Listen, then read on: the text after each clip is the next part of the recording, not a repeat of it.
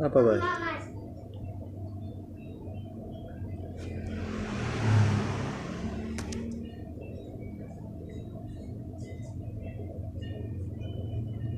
Market Recording in analis dan progress. analis. Jika pekerjaan saudara sebagai seorang market analis, silahkan saudara perhatikan baik-baik framework yang akan saya jelaskan hari ini. Silahkan saudara berikan pemahaman yang lebih mendalam lagi pada framework ini.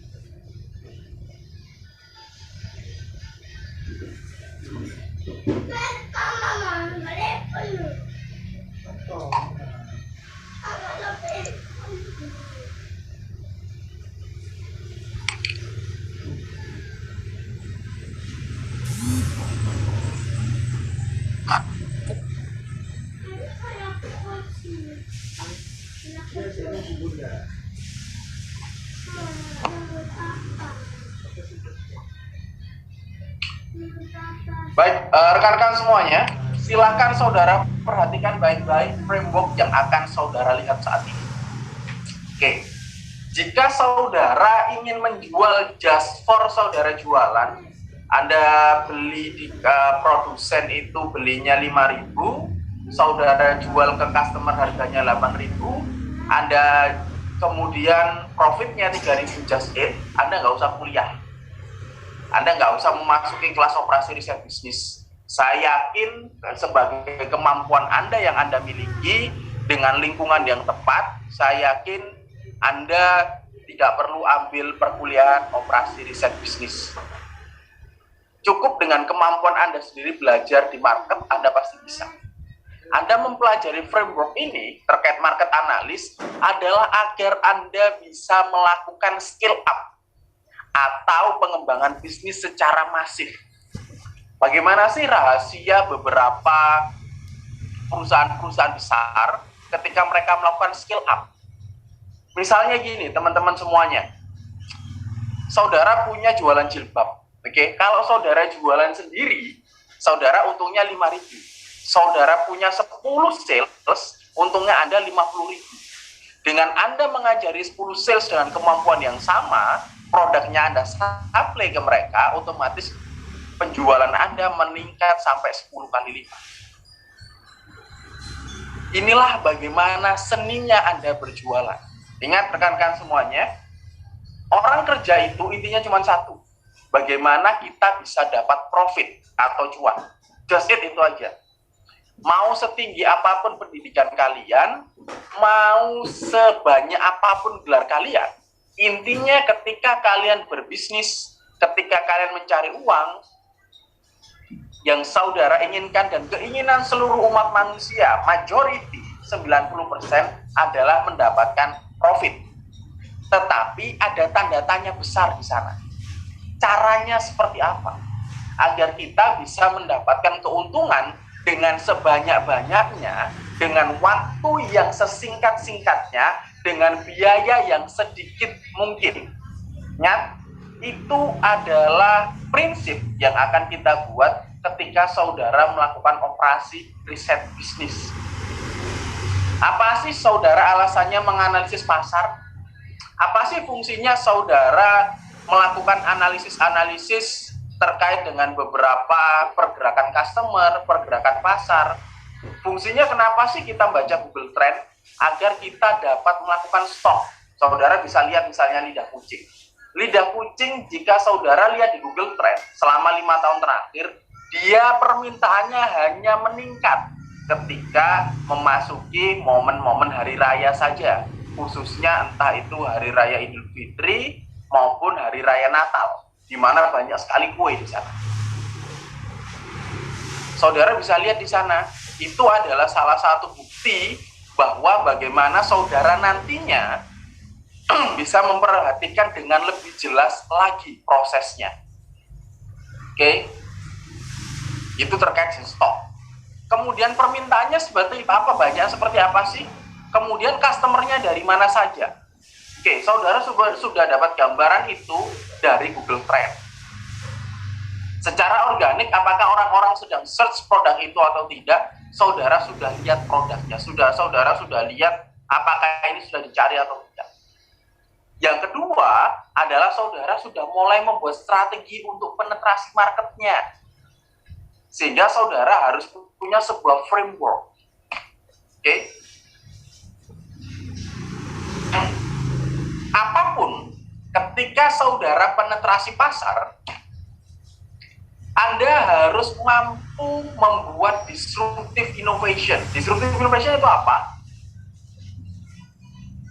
Anda mampu memberikan udara segar pada sekian lama yang dibutuhkan oleh customer. Rekan-rekan percaya atau tidak, customer itu mereka nggak butuh barang bagus.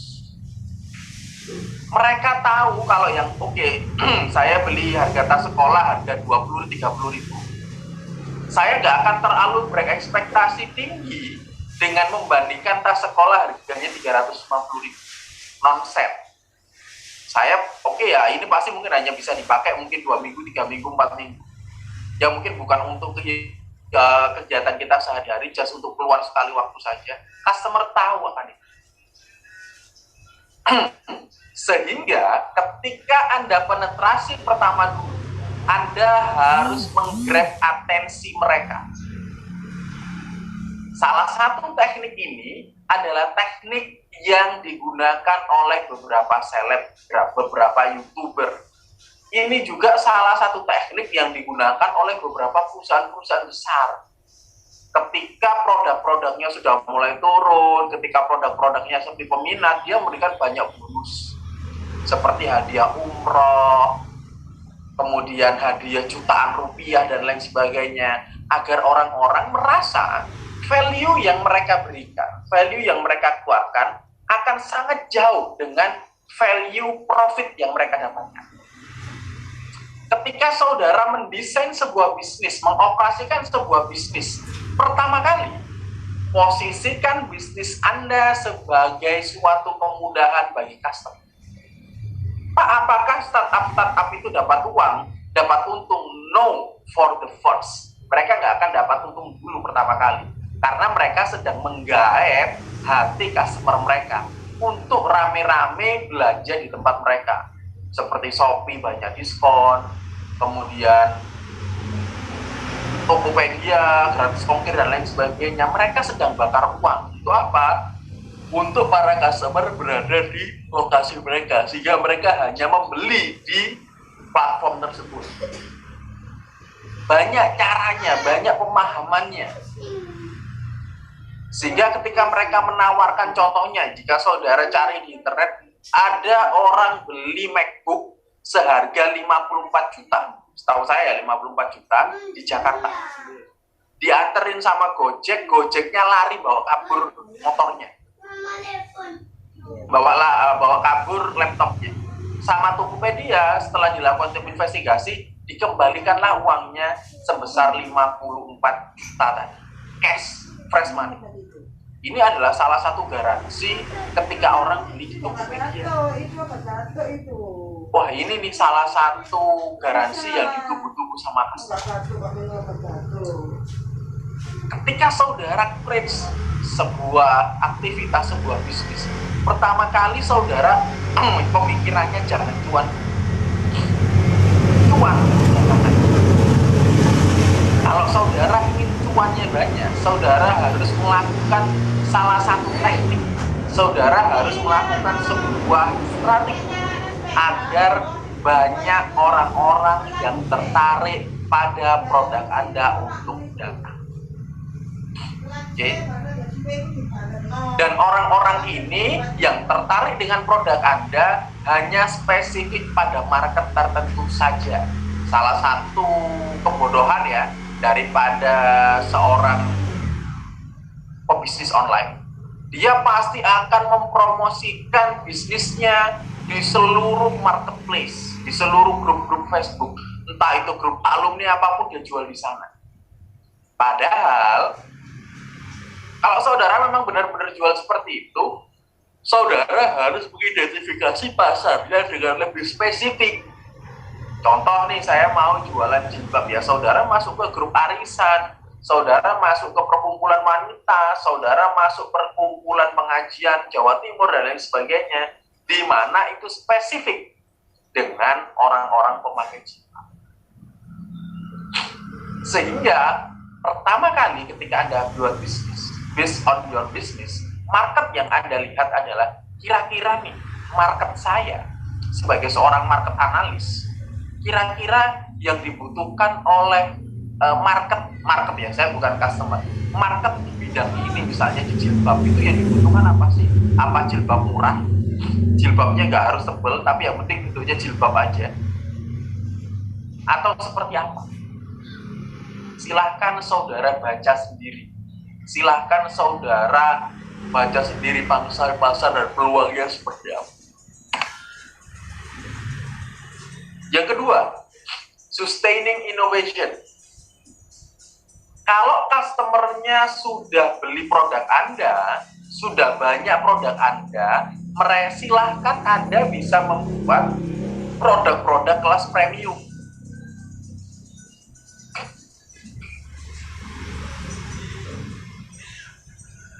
Ketika Anda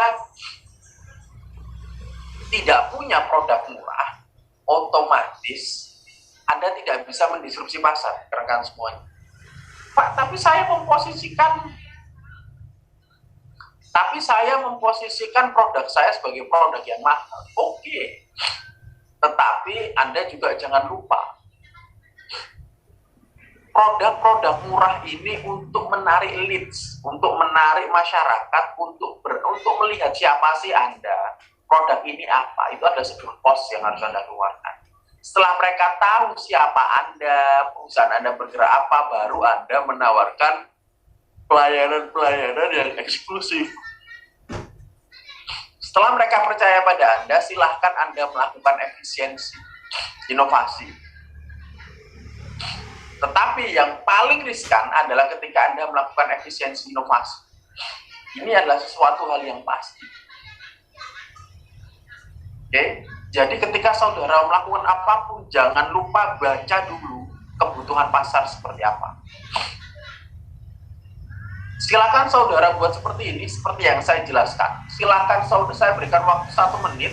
Silakan saudara screenshot, kemudian saudara kerjakan. Saya tunggu maksimum hari Sabtu untuk mengerjakan tugas ini. Maksimum hari Sabtu perorangan maupun kelompok. Saya berikan waktu 1 menit.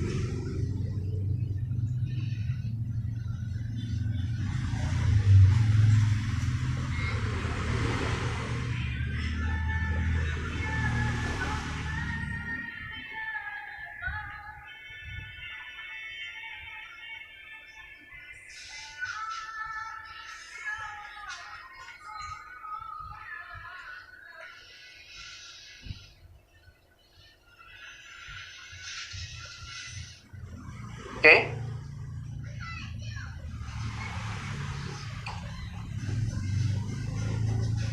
Ini adalah sebuah strategi yang saudara pahami kemarin, more or less for zero. Ini disrupsinya. Oke. Rekan-rekan semuanya, teknik ini sudah digunakan beberapa perusahaan mini untuk melakukan slaying atau untuk melakukan penetrasi pasar untuk pasar-pasar yang sudah didominasi oleh perusahaan-perusahaan besar. Misalnya, sekarang pasar mie sudah didominasi oleh mie sedap sama Indomie. Kemudian sekarang ada lagi produk yang harganya murah, namanya apa? Intermie. Lupa apakah Indomie nggak melakukan strategi untuk penetrasi pasar? Dia melakukan penetrasi pasar untuk low market dengan apa? Supermi. Supermi adalah satu perusahaan dengan Indomie, tapi dia untuk kalangan menengah bawah. Dengan harga murah, kemudian jumlah mie-nya lebih tebal, lebih kenyal, jumlahnya lebih banyak. Tapi rasanya jauh dibandingkan dengan Indomie. Rekan-rekan semuanya lihat, ini adalah blockbuster. Saudara bisa lihat ini di beberapa berita-berita secara internasional, blockbuster sudah tutup, sudah closing. Alasannya apa, rekan-rekan semuanya? Alasannya dia sedang duel sama Netflix dan dia kalah dalam peperangan. Lupa, Netflix itu siapa sih? Sebelum rekan-rekan semuanya tahu siapakah Netflix itu, Netflix adalah penyedia jasa layanan murah untuk penyewaan film. Dulu harganya Netflix murah banget teman-teman semuanya. Dia adalah sekitar mungkin $1 atau setengah dolar untuk persewaan film, movie yang bisa dilihat secara online. Setelah mereka dilihat secara online, tetapi saat itu dengan dengan sinyal yang jelek, gambarnya juga terputus-putus. Nah, langganan dari Netflix ini adalah mayoritas biasanya mahasiswa. Daripada dia beli di Blockbuster, mending dia di Netflix karena harganya lebih murah.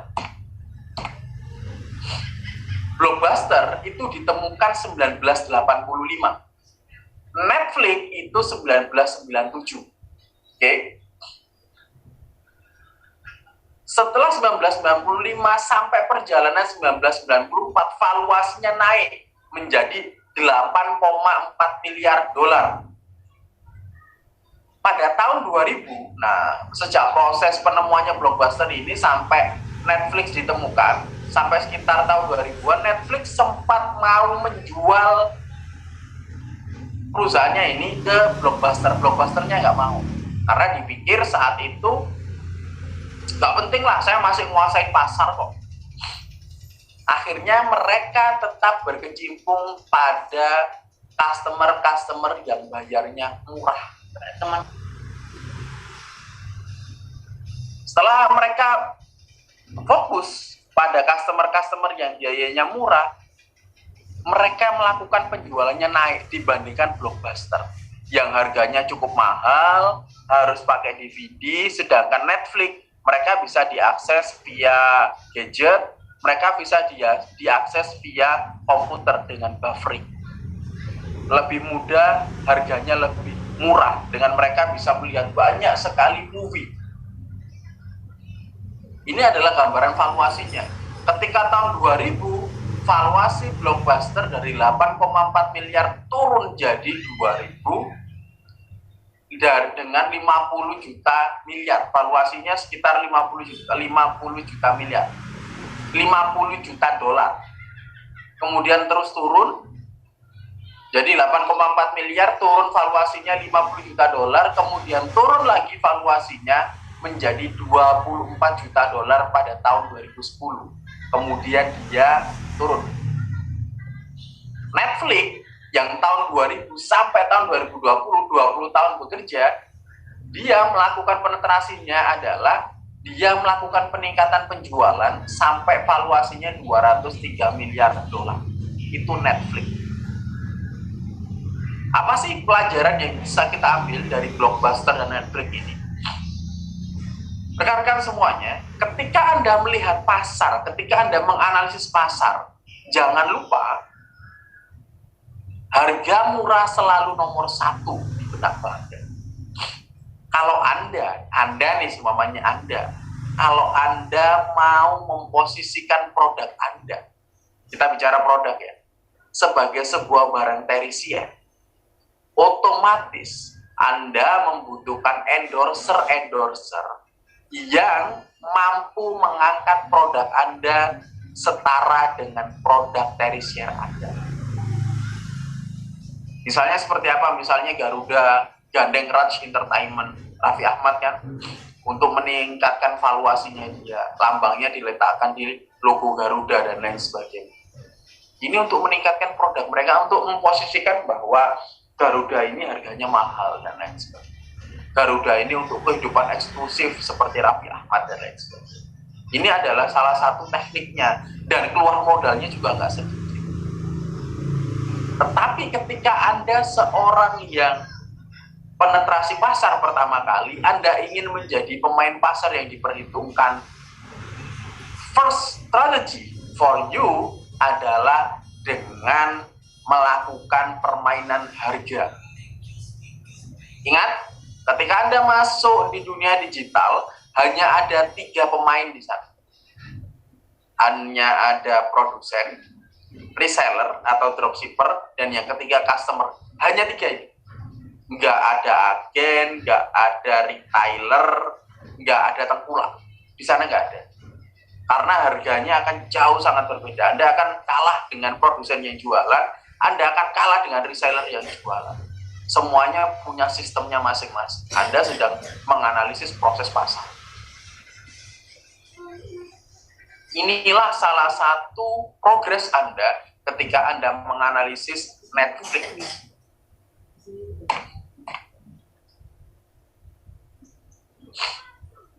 Rekan-rekan semuanya, bisa dilihat ini adalah salah satu gambaran proses kejadian-kejadian sebelum Blockbuster tutup.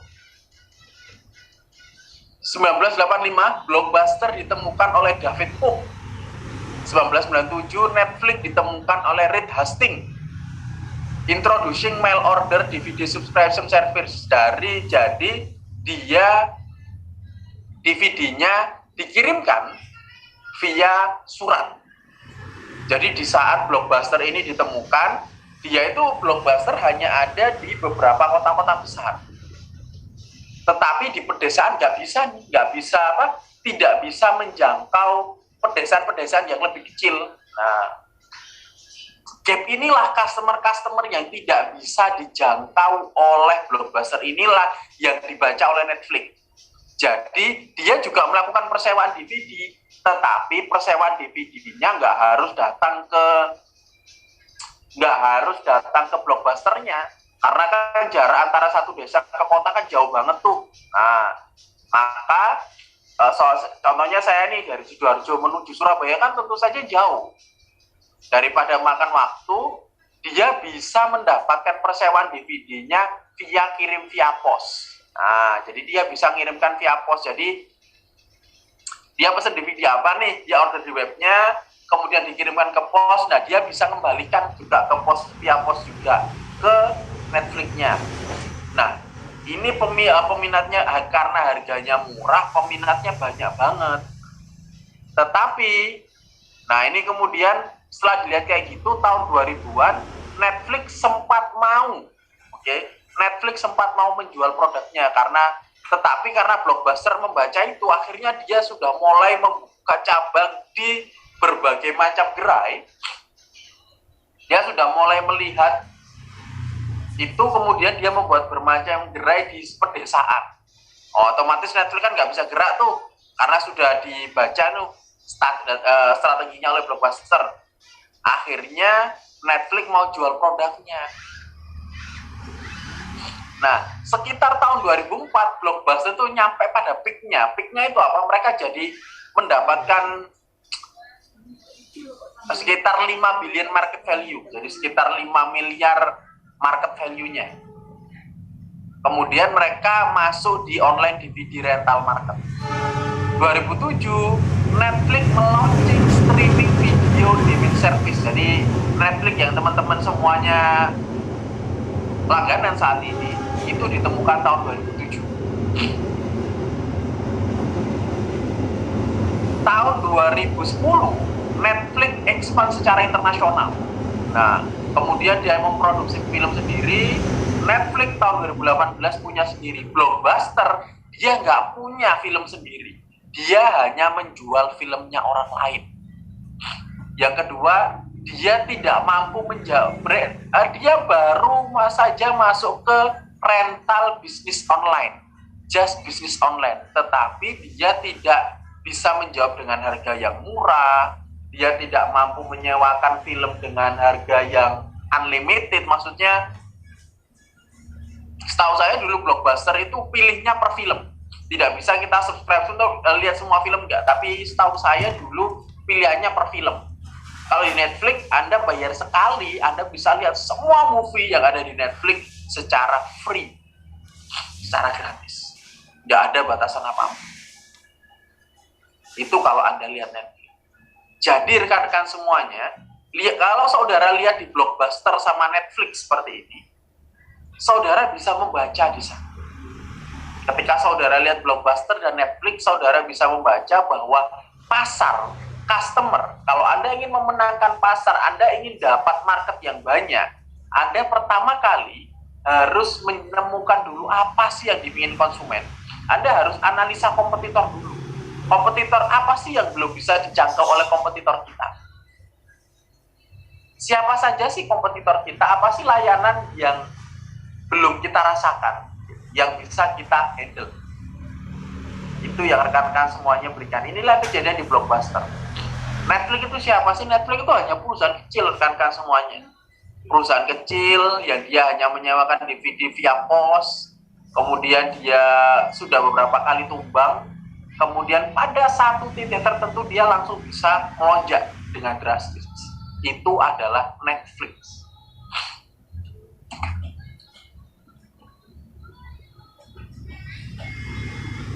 Oke. Ini adalah gambaran rekan-rekan semuanya terkait dengan pertarungannya dan Netflix sama Blockbuster. Oke. Rekan-rekan semuanya, ketika saudara melihat posisinya market, oke, apapun yang memudahkan customer kita, apapun yang membuat mereka lebih nyaman, itu akan semakin laris. Saya dulu juga bertanya-tanya loh, kenapa sih orang-orang di Netflix kayak gitu? Ketika pertama kali saya langganan Netflix, saya lihat ternyata film-filmnya banyak yang custom ya, banyak yang diproduksi dia sendiri. Contohnya Baki. Saya dulu beli Netflix karena saya mau lihat Baki The Grappler. Kemudian banyak sekali produknya. Kalau Blockbuster hanya persewaan saja, tanpa ada, Anda harus bayar jumlah yang banyak, alih-alih untuk mendapatkan keuntungan yang lebih banyak. Jadi kalau saudara lihat di Netflix ini, kalau saudara lihat misalnya di sini,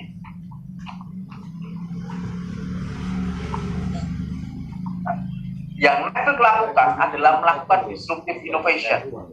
Jadi dia, yang lainnya itu kalau mau lihat film, movie, dia harus bayarnya per DVD. Nah, movie yang ada di Blockbuster sudah masuk efisiensi innovation. Marketnya besar, customernya dijerat, dijerat. Kalau kamu ingin sewa film yang lain, nggak apa-apa, boleh-boleh aja. Tetapi kamu akan di-charge per filmnya, efisiensi innovation. Jadi mereka akan mendapatkan keuntungan yang jauh lebih banyak dari persewaan DVD per kepingnya. Maka saudara bisa melakukan penetrasi pasar dengan melihat pasar ketika ada kompetitor kalian menjual harga mahal. Saudara tahu nih, ini harganya seharusnya murah. Fasilitas kayak gini, ini aslinya harganya murah. Kenapa kalau di sana mahal? Saudara bisa memberikan harga yang murah dulu untuk di disruptive innovation. Jadi ini adalah sebuah siklus. Dari setelah di efisiensi kemudian di disruptif. Jadi setiap aplikasi saudara yang sudah melakukan efisiensi itu pasti akan di-disrupt, pasti akan digoyang oleh kompetitor kalian dengan harga yang lebih murah. Sehingga tugas kalian sebagai seorang pengguna dan penggiat adalah saudara akan selalu mendisruptif. Saudara bisa lihat misalnya Twitter. Sebelum dulu saya main Twitter, dulu ada zamannya ketika main Friendster. Orang-orang main Friendster ditinggalkan, kemudian ada Facebook. Facebook sudah nggak berapa terkenal, adalah Twitter.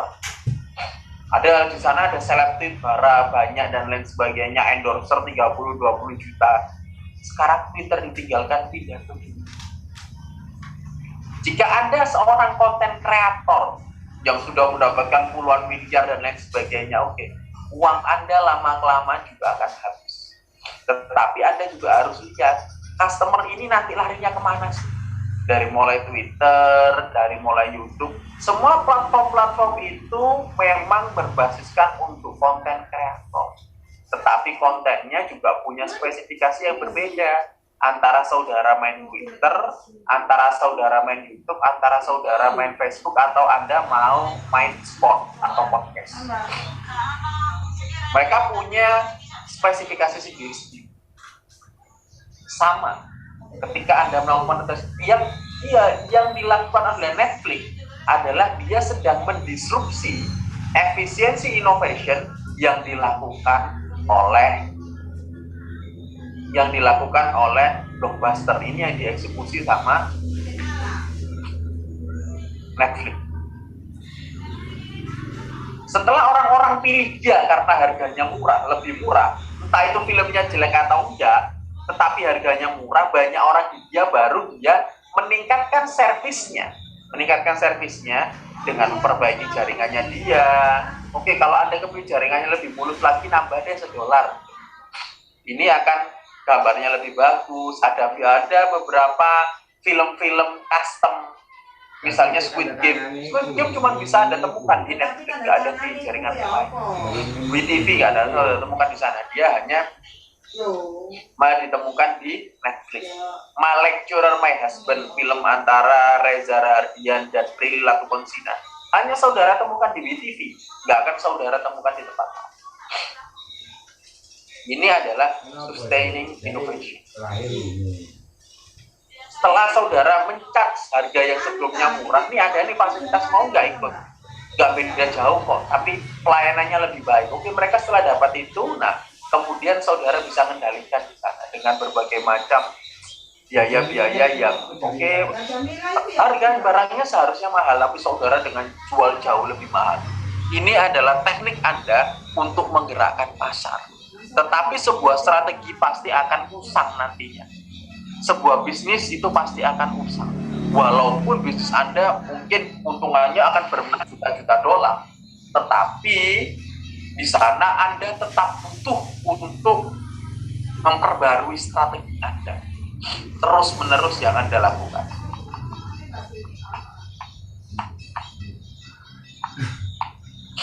Blockbuster tidak mampu bersaing dengan Netflix bukan karena produknya jelek. No, gambar mereka HD sekali, bahkan Blu-ray punyanya Blockbuster. Dibandingkan dengan Netflix, saat itu belum ada jaringan internet yang cukup memadai, belum ada. Bukan seperti sekarang. Tetapi mereka mampu menawarkan kemudahan. Mereka mampu menawarkan harga yang jauh lebih murah. Mereka mampu melakukan.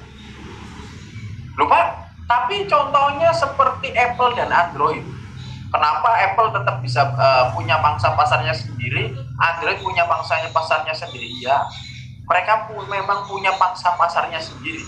Tetapi ada catatan, Anda perlu ingat satu hal, bahwa yang menciptakan Android adalah pegawainya Apple. Jadi Android sendiri adalah seperti sebuah kopiannya Apple, tapi dengan barang yang modelnya open source. Jadi bisa dikembangkan oleh siapapun itu kalau Android. Yang kedua,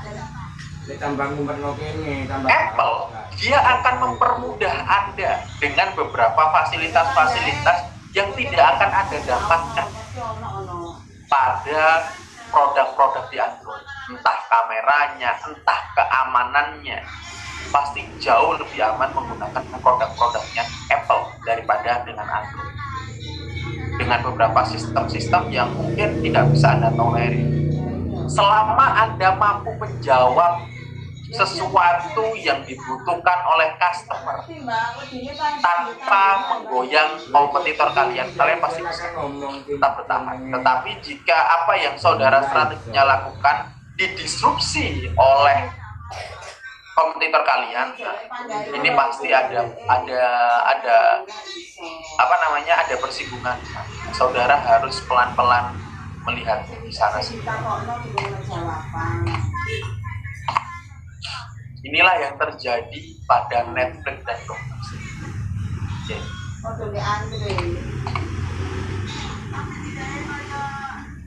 Di Blockbuster, nah ini adalah beberapa alasan-alasan ketika Anda melihat marketnya. Kalau Anda sebagai seorang customer analis, Anda pasti lihat nih, apa sih yang dikeluhkan. Nggak ada katalog, nggak ada rekomendasi. Kalau saudara buka Netflix, kan saudara pertama kali masuk Netflix, Anda pasti ditanya, Anda suka film yang mana sih? Film Korea, film kartun, film aksi, dan lain sebagainya. Itu akan menentukan rekomendasi film apa untuk Anda. Itu untuk Netflix. Blockbuster, time consuming store visit dia harus datang. Di Netflix, dia cuma pakai dari rumah aja, dia sudah bisa nonton film. Mungkin Anda cuma hanya ke Indomaret, Alfamart, beli kupe, bayar secara online sudah bisa. Yang kedua, nggak ada katalog, nggak ada rekomendasi. Orang-orangnya lihat sendiri, orang-orangnya cari sendiri. Kan ini sulit, teman-teman. Yang ketiga, let fish. Jadi, kalau Anda di sebuah Blockbuster, ketika Anda telah mengembalikan video, Anda kena denda. Kemudian ada peminjamannya cuma 2 minggu, cuma seminggu. Seakan-akan aktivitas ini merugikan customer, seakan-akan ya, merugikan customer dan menguntungkan penjualnya aja. Di Netflix semuanya hanya only subscription fee, jadi Anda cuma bayar tiket masuk aja, semuanya bebas Anda gunakan, seperti all you can eat. Kalau daripada Anda makan nih di restoran di depot, makan nasi ayam saus Inggris dan lain sebagainya, habis 100.000. Mending Anda bawa uang 100.000 ke Geisha atau ke Niku, Anda bisa makan daging sepuasnya, makan nasi sepuasnya, minum sepuasnya, dengan jangka waktu 1,5 jam. Itu pun setengah jam Anda makan yang banyak, setengah jam istirahat, setengah jam lagi makan banyak, itu Anda masih cukup untuk melahap beberapa makanan. Yang keempat, expensive VCR mesin. Nah, VCR mesin itu untuk alat untuk melihat produknya itu mahal. Available on any smart device. Netflix itu bisa dijangkau di beberapa device. Di semua device dia bisa dilihat. Kalau Anda bayarnya cuma 50.000 ya 54 ribuan, Anda cuma bisa lihat video kualitas HD, tapi videonya sama sama dengan bayar 150.000 sama, cuma kualitasnya yang beda. Produknya sama nih, misalnya Anda makan pangsit sama nih, tetapi cuma beda kualitasnya, ukurannya sama, bentuknya sama, cuma kualitasnya aja yang beda. Ini adalah Blockbuster versus Netflix. Sekarang ini adalah sebuah studi kasus untuk mini steel dan integrated steel mills. Oke. Sekitar tahun 1980-an di Amerika Serikat. Jadi di bawah tahun 1990-an ya. Di sana ada sebuah pabrik baja. Oke. Ada sebuah pabrik baja di sana.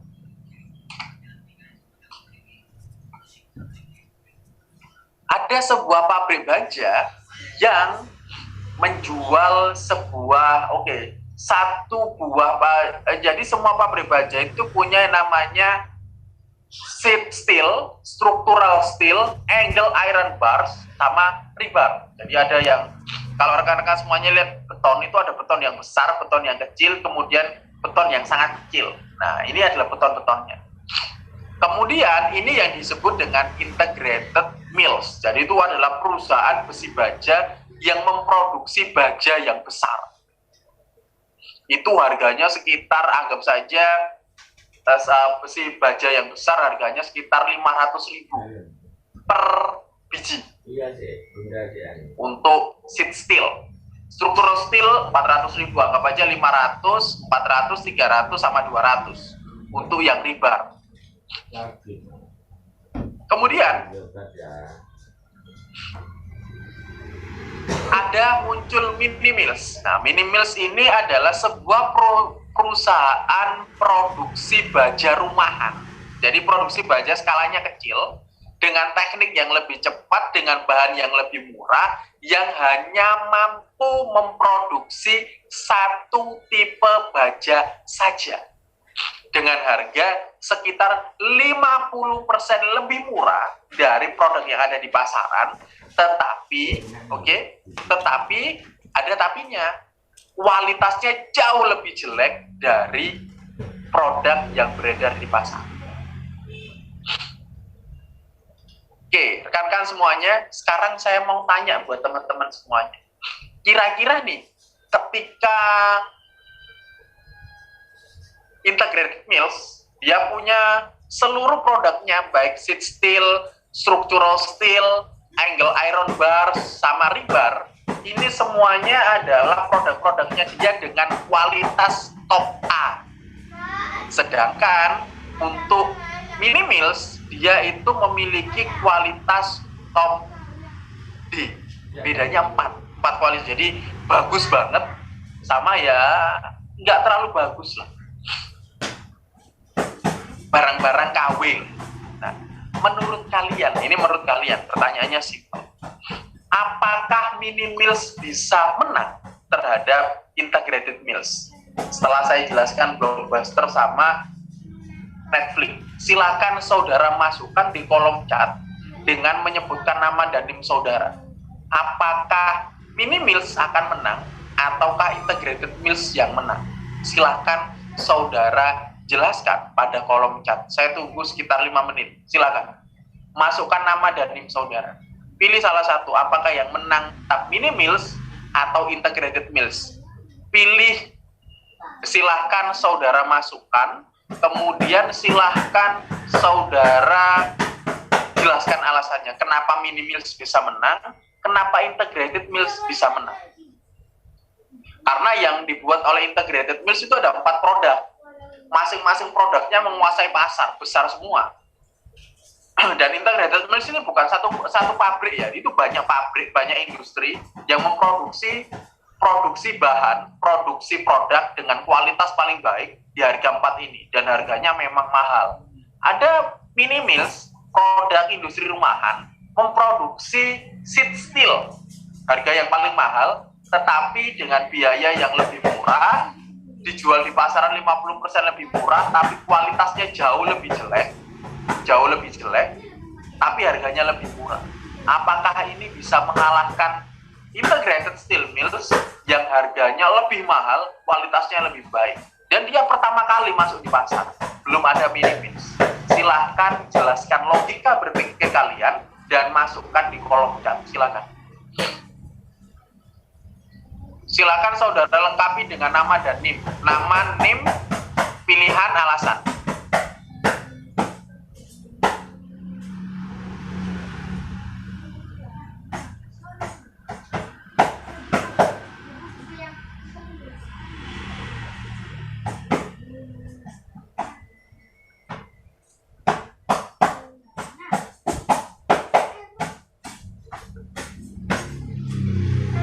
Silakan rekan-rekan semuanya.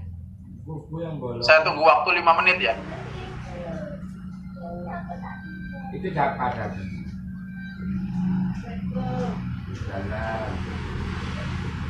Siapa tadi?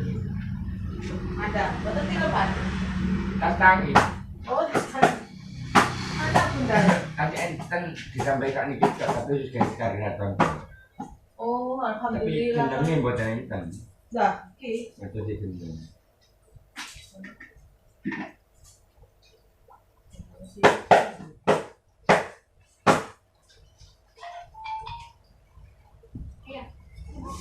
Adik-adiknya Mbak Iku Mbak Kesana. Mbak Dewi.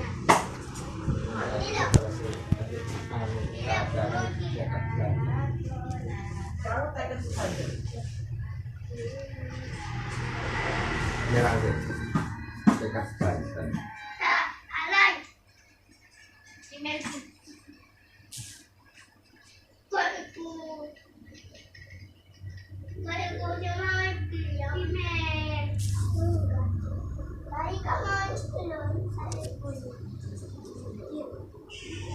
Enggak dan jenang gua kan kurang salah 8 kata.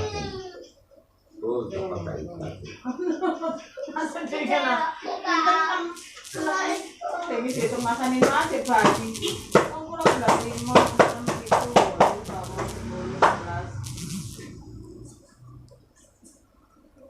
Olah.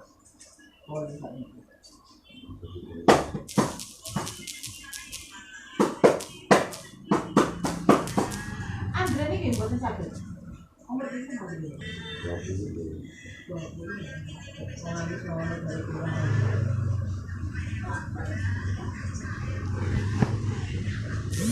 Mana bundamu? Bunda.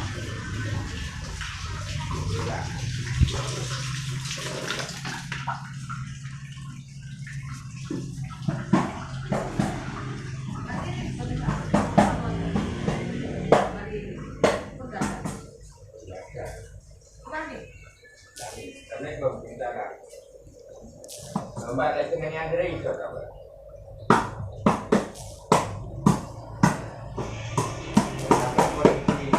Kondisi outbound dengan pimpinan.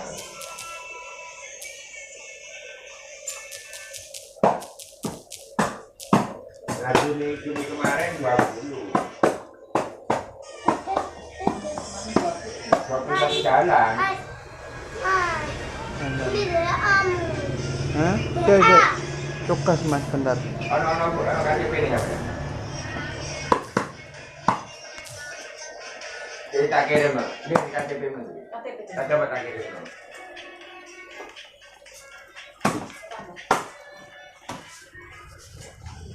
Mulai di kota pasar tak kepikiran Prabu terusan nanti tak telepon baik.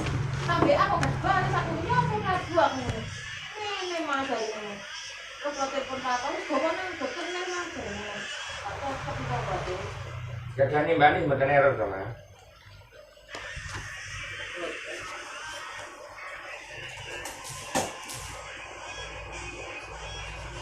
Jadi ini itu proses apa coba Mbak Anis pun rumah tangga, nopo, ngoten sakit Pak, cycle, nggih. Dengan total umur pengaruh. Nggih. Berhubung statusnya jadi bujang, umurnya kurang mencukupi Bu dari ini.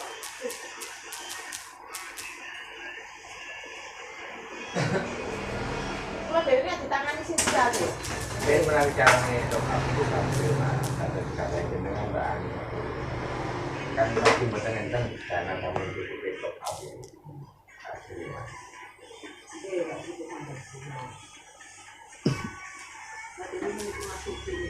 Rekan-rekan semuanya, silahkan saudara isi pilihannya, nama, NIM, pilihan saudara, mini meals atau integrated meals, kemudian alasannya.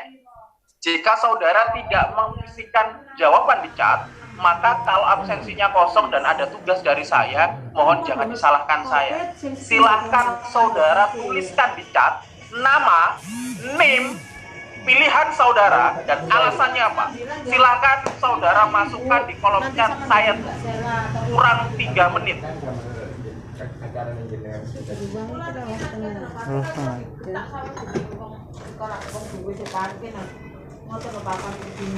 Udah tekap kan?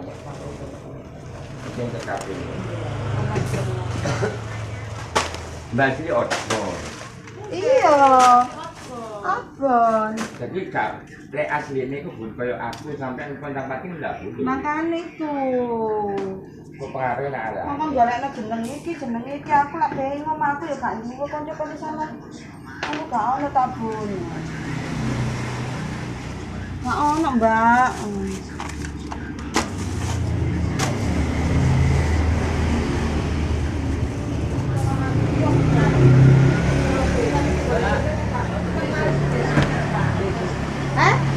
Mas kan?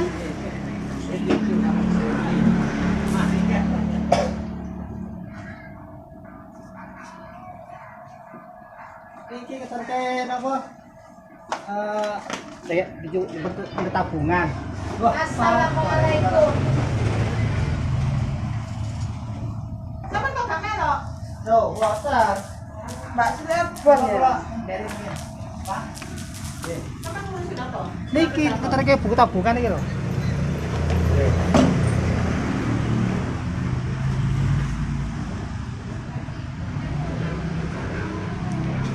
Kok dia punya obat yang ini Mbak Cynthia lho, Mbak. Sama nih saya mengajukan 40 bagaimana?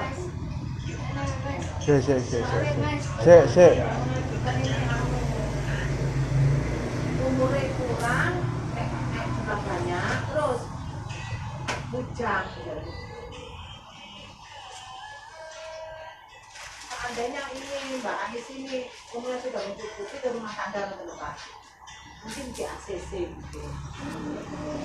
Soalnya ini juga pengambilan pertama Bu, nanti kedua bisa itu main. Tidak pengambilan.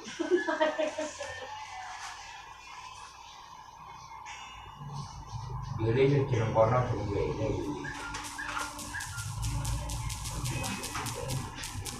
Bojone Pak Subukan ya apa? Bojone Pak Subukan. Nggih. Iya Pak Subukan. Bawati nggih. Pak Subukan iki. Kadang Jadi kon iki ya. Jadi nggak ada, cuma boleh sibuk itu masih bukan itu membuat semangat lo. Kayaknya mboten gado kaya. Coba telepon. Ki apa iki, Mas? digawa nandi kok jare papa gawa nang dokter Mas sedang tindak nang dokter Iya, Bapak ini mau berpulang jane. Mama di situ main. Kalau dino cuma. ini kula infeksi ini kula Pak. Lambung iki lho Jarang apa-apa. jarang iku dibedel iku kudu dioperasi nae jare ngoten. Akhirnya dokternya ngomong ngoten. Lah iya. Maksudnya Pak Kau nak langganan ini loh, Bu. Tapi kan begini kok. lihat sih. Baik kok. Isu betul juga. Jam 7.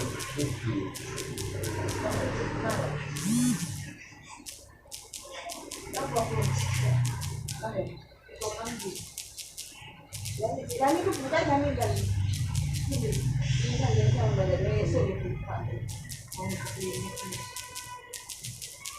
Nanti Pak dari kali. Nanti Pak sekali yang itu. Oh, iya.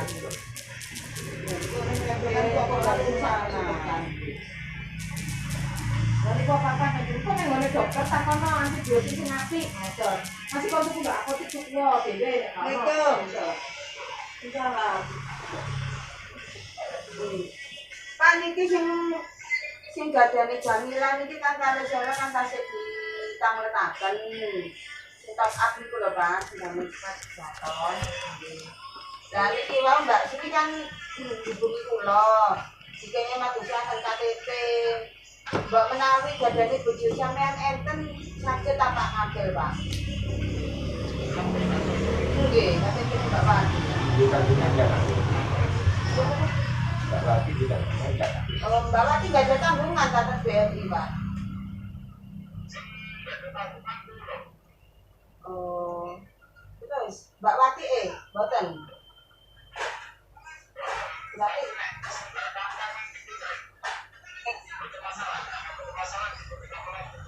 Ya mama kan cakap kan di Bandung.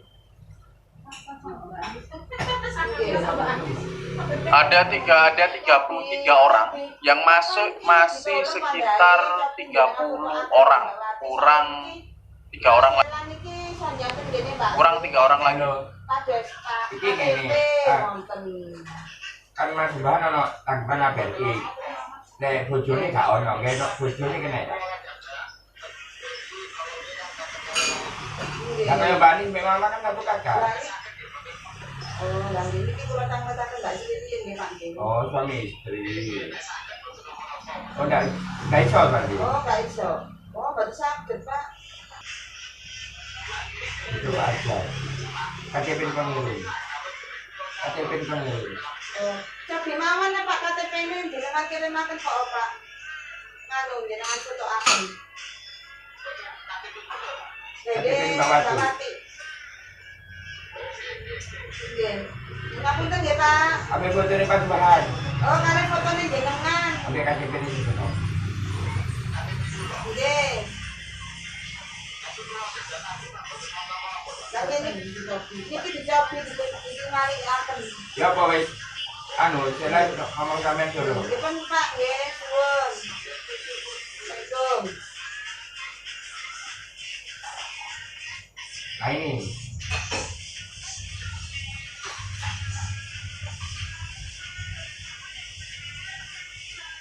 Masih WA ini. Sehingga yang jadi itu. Anak mungkin, Pak. Apa mama? Jadi apa? Masih orang. Balik loh.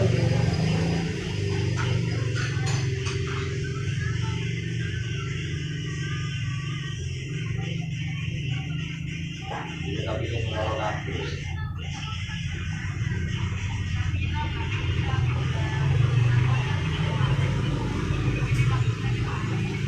Ya. Menina nggak bisa. Saya kan pelunasan gitu waktu. Balik bukan itu bu. Dari sini sih oleh timbar Pagi. kasar dan bisa. Tapi itu nggih. Itu oleh tak tahu dari so. Bukan di bulu dari so. Tapi dorong di bulu.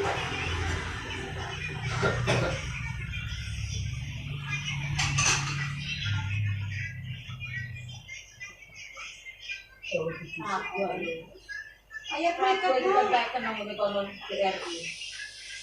Ayo nak, ayo periksa dulu ya. Ayo nak, periksa dulu ya. Ayo, kayak kemarin udah dilihat-lihat toh. Ayo, ke Pak Dokter ayo. Mau nanti. Ayo jangan. Papa kerja nak. Halo. Di mana? Papa kerja. Ya. Iya itu benar.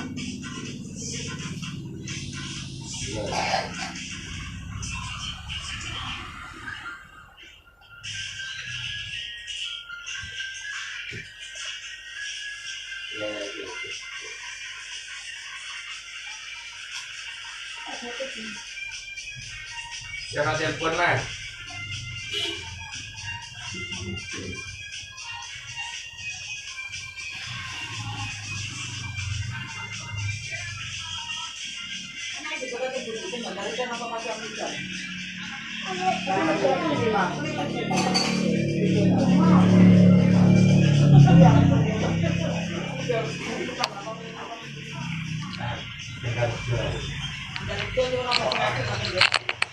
Ayo nak. Dari papa. Nek ngene dipati demak itu Pak. Bengi aku lho sama arek-arek itu lho. Biasa gak tau kan isu-isu tapi itu kan berarti kerasa loro aku bilang nggih. Oh, jalan itu mah. Amu, dulu kapan? Gatel.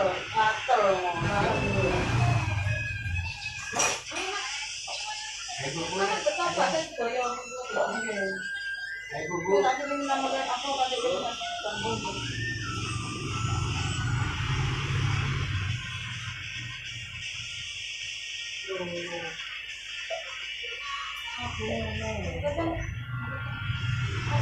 Kok sama ngomong kalau Dari sejualan. Kenalan. Wah, saya mau sama jogo. Itu dia lah boy sih mah. Gak umpama ini kok nanti kok mau nanain dulu. itu kan anak jero nih. Karena tidak apa-apa. Ini semoga mau apa itu nanti. Iya enggak. Ini mau kamu di mana? Karena mau ngejobat obat ke air. Yang bisa aku beli. Kalau dapat tamkat dulu kan bukan dulu. Loh, tapi wong nambung itu lah gak ono kan buat ono. Baik, rekan-rekan semuanya terima kasih. Baik. Jadi seperti ini ceritakan. Oke, untuk teman-teman semuanya yang pilih mini meals maupun integrated meals, rekan-rekan semuanya benar dengan pemahaman saudara masing-masing. Kenapa saya katakan gitu? Pemahaman yang memilih integrated meals itu benar. Karena dia punya pikiran bahwa kenapa sih, jadi saudara bisa search ini di Google ya, silahkan cari studi kasus ini. Saat itu si Integrated Mills, sekumpulan industri baja yang besar, dia punya pikiran kayak gini, alah yang di copy sama dia lo cuman sheet steel, aku masih punya structural steel, aku punya angel iron sama rebar. Kalau mau sheet steel diambil ya terserahlah, toh aku masih menguasai pasar dengan 3 produkku yang lainnya.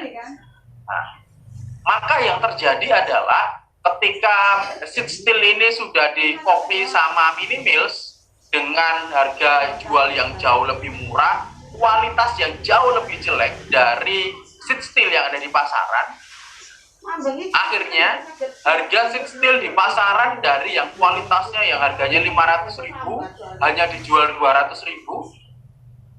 Kemudian ini ibarat ya 500.000 rupiah, kemudian mini mills bisa ngejual 200.000 harganya murah.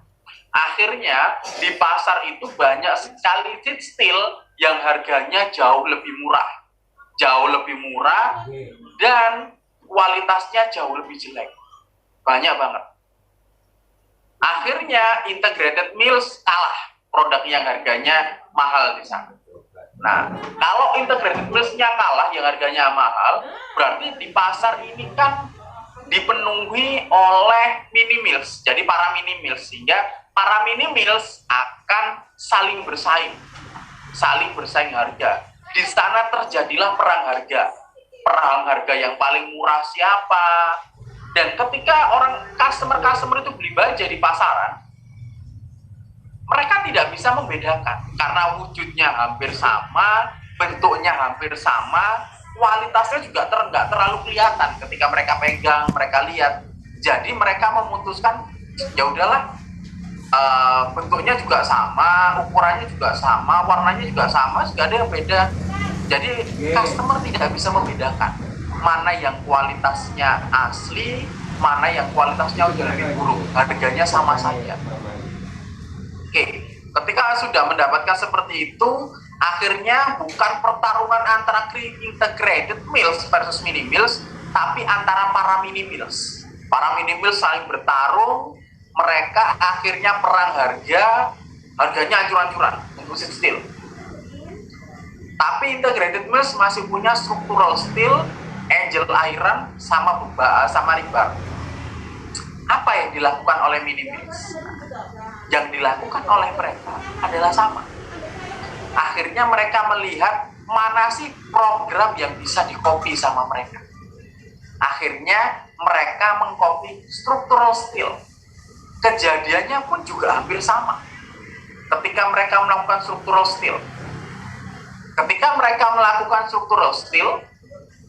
yang terjadi adalah structural steel yang harganya 400.000, mereka bisa jual harga 150.000. Hancur kan structural steel?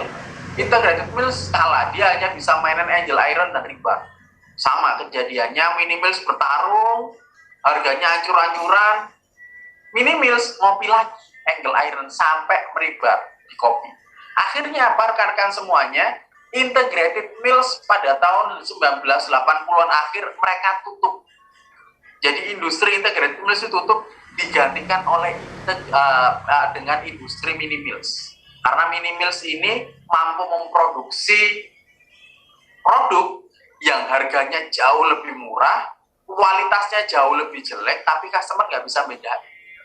Ini kualitasnya bagus, atau buruk nggak bisa, harganya murah ya udah beli aja. Mereka nggak bisa membedakan.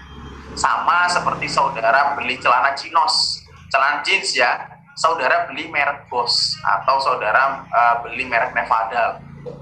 Saudara beli secara online harganya jauh lebih murah. Bahkan kalau saudara beli 400.000 misalnya di mall-mall, itu saudara beli cuma 75.000. Anda beli tuh, Anda tahu di sana pas produknya datang, oke, bentuknya celana jeans, kainnya jeans, tapi mungkin tidak seberapa tebal, tidak seberapa kualitasnya berapa bagus. Tapi saudara di sana tahu, oke, yang tak mau harganya segini ya ini memang aku beli harganya segini. Jadi customer tidak bisa membedakan. Sehingga ketika saudara jualan nanti, jangan lupa saudara untuk memiliki produk yang murah dulu. Ada produk yang murah, ada produk yang mahal. Indomie itu untuk kelas premium. Sarimi untuk kelas yang murah. Itu untuk Indomie. Sama, kalau saudara mau melakukan penetrasi pasar. Contoh Pak, apakah penetrasi pasar yang harganya murah-murah ini sudah pernah dilakukan oleh beberapa perusahaan besar? Oke, saudara lihat Carl's Junior. Carl's Junior itu setiap hari Selasa dia ada program namanya Two for Tuesday. Jadi setiap Tuesday Anda beli burger yang besar harganya 100.000 itu bisa dapat 2 hanya untuk hari Selasa. Alasannya apa? Ya untuk penetrasi pasar. Two for Tuesday. Kemudian kalau saudara ke Ricis misalnya, kalau saudara ke Ricis, ada salah satu jam namanya ketika saudara beli rice ball, cheese rice ball, itu saudara itu hanya dijual antara jam 3 sore sampai jam 5 sore. Setelah itu nggak dijual lagi. Ada di sana harganya jauh lebih murah dari produk-produknya, tapi dia menyediakan. Sehingga di sini ketika Anda sudah menguasai pasar, ketika Anda sudah di sana, maka Anda harus mempertimbangkan konten-konten yang lain. Pak, apakah ini juga berlaku ketika kita menjual jasa misalnya? Oke, rekan-rekan semuanya. Sekarang silahkan saudara buka YouTube-nya Raditya Dika. Oke, Raditya Dika. Raditya Dika adalah salah satu konten kreator, konten kreator di mana orang-orang main di Twitter, dia sudah main di YouTube. Oke, ya orang-orang punya podcast, dia sudah punya perang makanan, dia sangat kreatif sekali. Saudara silakan lihat kontennya Raditya Dika. Oke, kontennya di Raditya Dika itu just dia ketika jualan dia mungkin hanya review rumah, kemudian ada konten misteri. Sekarang kalau saudara lihat, dia punya namanya konten reaksi dia untuk rumahnya orang mewah, konten reaksinya dia beberapa itu dengan Pandu Winoto misalnya. Saudara bisa lihat itu. Sebelumnya dia tidak ada konten satupun tentang reak. Dia nggak punya konten itu. Kenapa dia bikin konten itu? Karena dia sudah menganalisa customernya dia ada yang suka dengan konten reak, sehingga dia bisa bikin konten reak. Apa konten reak ini akan dilanjutkan atau tidak? Maka dia hanya memenuhi ekspektasi pasar dengan hasil risetnya dia. Ketika memang ekspektasi pasarnya nggak suka, ya sudah dilepaskan sama dia. Seperti ada konten misteri, ada konten perang makanan. Kenapa konten perang makanan itu disukai? Karena peminatnya banyak. Sama rekan-rekan semuanya. Jika saudara ada di market, saudara juga harus lihat pergerakan pasar ini tugasnya dari tim market ya. Kira-kira customer ini sekarang lagi seneng-senengnya apa sih? Oh jilbabnya cari di mana? Oh jilbab misalnya jilbab pasmina, jilbab Bella Square. Ini jilbab Bella Square kayak gimana sih modelnya? Seperti apa? Harganya kayak gimana? Event-eventnya kayak gimana aja? Itu bagiannya market. Ya ngelihat program pasar. Nah nanti program nanti dia lihat sendiri, ada sendiri tugasnya. Market dia hanya menganalisis pasarnya aja. Pasarnya ini bisa nggak? Alasannya dia seperti apa? Kompetisinya seperti apa? Ini adalah analisis saudara terkait dengan pergerakan pasar. Jadi rekan-rekan semuanya, produk apapun itu selama ada kawin, berhati-hatilah kalau ada kawin. Karena customer nggak bisa bedakan. Saudara beli tas Hermes, harga 1,5 M sama 150 juta itu ada. Walaupun beratnya beda, kualitasnya beda, tetapi di sana bagaimanapun juga akan ada beberapa hal yang bisa tetap mempertahankan itu pada posisi peaknya, tetapi ada yang bisa tergerus dengan adanya disrupsi teknologi. Oke rekan-rekan semuanya, ini adalah gambaran terkait dengan integrated mills dan mini mills. Ini adalah akhir dari pertemuan kita hari ini terkait dengan integrated mills dan mini mills. Rekan-rekan semuanya, ketika nantinya saudara memahami terkait dengan market, saya harap tugas saudara sebagai seorang market analis saudara melihat pergerakan pasarnya. Kalau saudara jualan saham, otomatis pergerakan pasarnya kelihatan. Loh Pak, berarti kalau saya kayak gini, saya melihat pergerakan pasarnya dari mana? Nah, saudara bisa melihat dari, misalnya, dari marketplace. Yang kedua, saudara bisa lihat dari Google Trend atau dari beberapa analisis produk yang lagi sekarang ngetrend seperti apa. Silakan saudara bisa dapat insight di sana. Jangan lupa rekan-rekan semuanya bisa lihat YouTube saya. Nanti akan saya berikan beberapa suplemen untuk saudara nanti. Oke, rekan-rekan semuanya, perkuliahan kita ini seharusnya adalah sampai pukul setengah 12. Jadi jam 9, 10, 11 sampai sekitar jam 11.30. Oke. Sekarang rekan-rekan semuanya, saudara punya waktu sekitar 1 jam lagi. Nah, saudara punya waktu sekitar 1 jam lagi. Tadi saya sudah jelaskan panjang lebar terkait dengan ini, terkait dengan framework ini.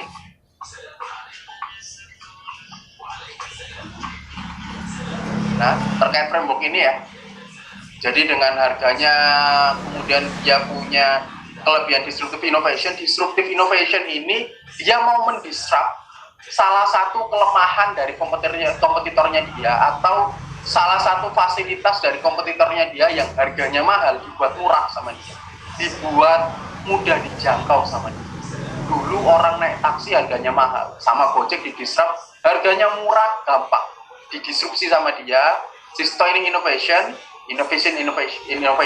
Jadi dia bisa memonopoli pasar dengan menghancurkan kompetitornya. Nah sekarang silahkan, saya tidak akan meminta saudara menganalisis kompetitor, itu akan menyulitkan saudara. Tapi simple dari saya, rekan-rekan semuanya, yang saya inginkan dari teman-teman semuanya adalah bisa dilihat di sini. Ini adalah tugas saudara nantinya hari ini. Dikerjakan hari ini, saudara punya waktu sekitar 1 jam, maksimal sampai jam 1 ya. Silakan saudara bisa kerjakan ini. Nama, NIM, kelas, kesimpulan market disruption. Jadi saya sudah menjelaskan market framework-nya seperti apa, analisa Anda tentang Netflix versus Blockbuster seperti apa. Teksnya bisa saudara jawab di sini. Saudara masukkan di sini teksnya. Ini nanti akan saya bagikan setelah ini. Kemudian silakan dari analisa saudara ini, kelebihan kekurangannya Netflix ini bisa mengalahkan Blockbuster itu karena ini Pak. Jalan ceritanya seperti ini. Silakan saudara analisa, saudara masukkan pada Google Form-nya. Bisa ngerjakan via HP, tapi jangan lupa dasar Anda untuk melakukan analisis ini dari link apa. Linknya silakan di copy di sumber 1, 2, dan 3. Ini nanti linknya segera saya kirimkan ke saudara. Jadi silakan ya rekan-rekan semuanya bisa melakukan pengerjaan tugasnya mulai dari sekarang. Akan saya berikan tugasnya ke masing-masing ketua kelas. Ada pertanyaan? Silakan.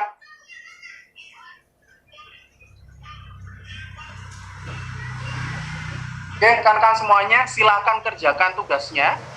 Ini kalau ada pertanyaan, ini kelasnya akan saya off. Kemudian nanti ada pertanyaan, silahkan saudara tanyakan via chat.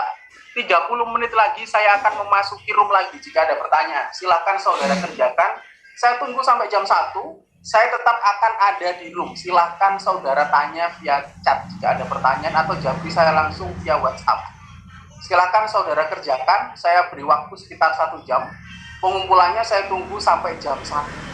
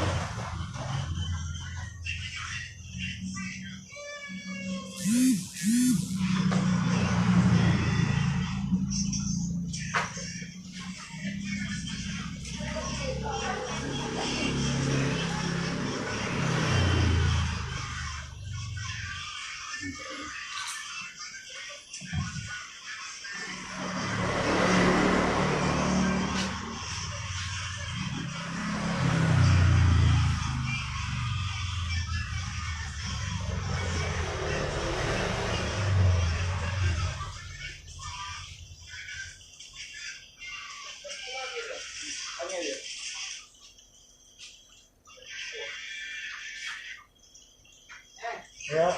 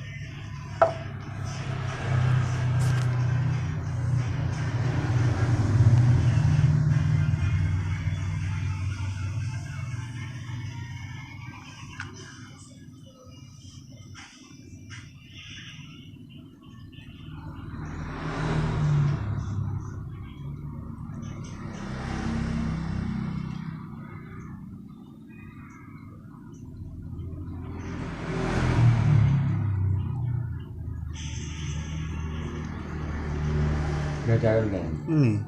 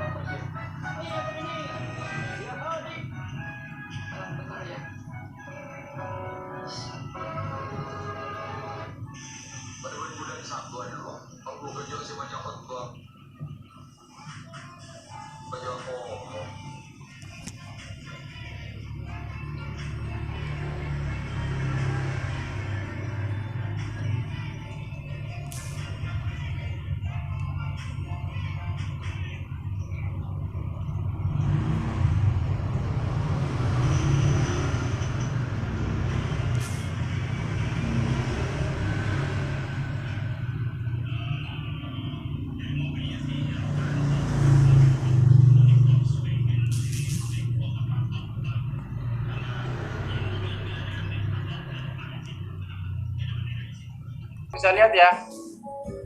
Oke, ini Lutfiani sama Adam Kumambong. Ini kata-katanya sama. Kok sama ya? Ajaib sekali. Nah, ini kelihatan sekali. Rekan-rekan semuanya bisa lihat bersama-sama ya. Kenapa saya suruh isi di Google Form? Biar rekan-rekan semuanya sudah tahu ini mana yang sama, mana yang tidak. Nah, yang merasa diconteki dan menconteki silakan isi lagi kembali ya. Nah,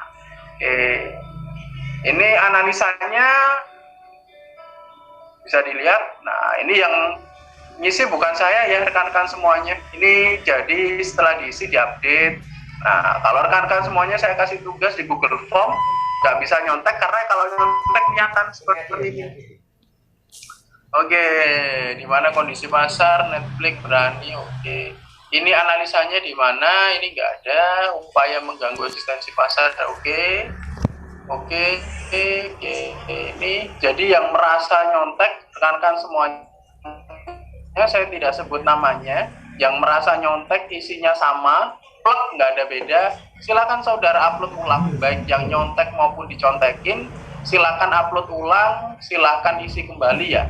Jadi saya harap sportivitasnya cukup kelihatan di sini. Siapapun Anda, jika Anda memang rekannya, kemudian Anda merasa jadi temannya, silahkan saudara ingatkan yang bersangkutan untuk mulai isi lagi. Saya tidak sebut namanya, tapi di sini saudara sudah bisa lihat semuanya. Jadi untuk pertemuannya sama, kesimpulannya adalah perkuliahan kita hari ini tentang bahas apa? analisa Anda seperti apa, terus sumbernya seperti apa. Tiga-tiganya harus diisi ya rekan-rekan semuanya. Jadi kalau saudara nggak ngisi 2 dan 3 ya otomatis nggak sesuai. Kemudian kalau nggak ngisi contohnya, misalnya kita lihat di sini sumbernya diisi kayak gini. Nah, ini ada kayak gini nih, nggak diisi sumbernya. Kemudian 1 dan 2 nggak diisi, ya diisi semuanya, tekankan semuanya agar saya bisa lihat ini seperti apa. Oke, ini adalah tugas untuk saudara. Silakan saudara analisa. Saya tinggal lihat aja apakah datanya ini sudah benar atau tidak, apa sudah ada tambahan. Oke, rekan-rekan semuanya, ini adalah salah satu hal yang perlu rekan-rekan semuanya ketahui, bahwa ketika saya melakukan penilaian, saya terbuka. Siapapun Anda, jawabannya seperti apa, ini sudah ada datanya seperti ini. Oke, data-datanya nanti silahkan dianalisa ya. Ingat rekan-rekan semuanya, dianalisa. Jadi ini adalah kelebihan dan kekurangannya Blockbuster. Kelebihannya apa, kekurangannya apa, jadi apa yang terjadi, seperti apa. Analisa kan tidak menyebutkan kelebihan dan kekurangan saudara. Misalnya saya sebutkan si A misalnya, mahasiswa saya, oke, kelebihannya dia adalah analitik, dia sangat analisis sekali, dia sangat rajin sekali, semangatnya pantang mundur. Kekurangannya adalah dia ceroboh. Itu adalah kelebihan dan kekurangannya dia. Tetapi kalau saya minta saudara melakukan analisis, oke, berarti keseluruhan aktivitasnya seperti apa? Oke, aktivitasnya seperti ini, cocoknya seperti ini ya. Mayoritasnya dia memang ceroboh Pak, tapi dia patut diperhitungkan. Dia itu cocoknya jadi CEO memang. Nah, cocoknya dia adalah data analisa. Silakan saudara analisa. Kelebihan dan kekurangan adalah apa yang saudara sebutkan. Tetapi analisa adalah bagaimana proses analisis saudara. Pendapat saudara terkait dengan persaingan Blockbuster dan Netflix itu seperti apa. Itu yang saudara jelaskan pada beberapa Google Form itu. Sehingga silakan saudara jelaskan dengan bahasa saudara sendiri seperti apa. Oke, rekan-rekan semuanya, selain kelebihan dan kekurangannya, jadi misalnya makna apa yang sudah saudara dapatkan, pelajaran apa sih yang sudah saudara dapatkan dari persaingan antara Blockbuster dan Netflix. Kalau saya punya bisnis, saya mesti seperti apa? Nah, itu adalah salah satu analisisnya secara jelas seperti apa. Seperti itu ya rekan-rekan semuanya. Silahkan untuk sumbernya bisa untuk beberapa sumber-sumber lokal, kecuali Blogspot dan Wikipedia ya. Saya nggak terima Blogspot dan Wikipedia. Yang kedua, mau itu dari milis internasional mau milis lokal, saya nggak masalah.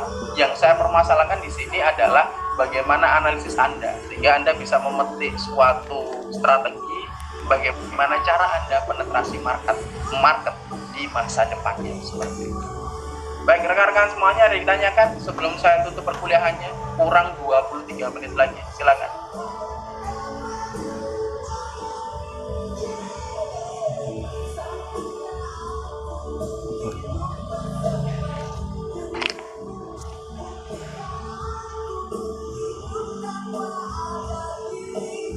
Silakan rekan-rekan semuanya, jika ditanyakan. Baik, saya ucapkan terima kasih untuk rekan-rekan semuanya yang sudah berkenan bergabung dengan saya pagi ini untuk mempelajari terkait dengan market disruption, cara penetrasi pasar seperti apa, kemudian sudah mengerjakan tugasnya dan sudah menjawab pertanyaan saya baik di dalam Zoom maupun tugasnya. Oke, rekan-rekan semuanya, masih saya tunggu analisis saudara berbasiskan Google Trend maupun Google Organic untuk masing-masing bisnisnya ya, rekan-rekan semuanya. Untuk jumlah kelompok, total kelompok akan saya serahkan ke masing-masing ketua kelas untuk dijadikan, dibakukan sebagai anggota kelompok dan dasar kita nantinya untuk presentasi di saya. Presentasinya cuma CEO-nya saja, rekan-rekan semuanya, pada pertemuan ke-7 seperti itu. Baik, rekan-rekan semuanya, saya akhiri perkuliahan kita hari ini. Semoga rekan-rekan semuanya mendapatkan satu manfaat dari studi-studi kasus yang sudah saudara pelajari hari ini. Bagaimana saudara mengoperasionalkan bisnis saudara, membaca data, dan membaca situasi yang ada di sekitar saudara nanti. Seperti itu.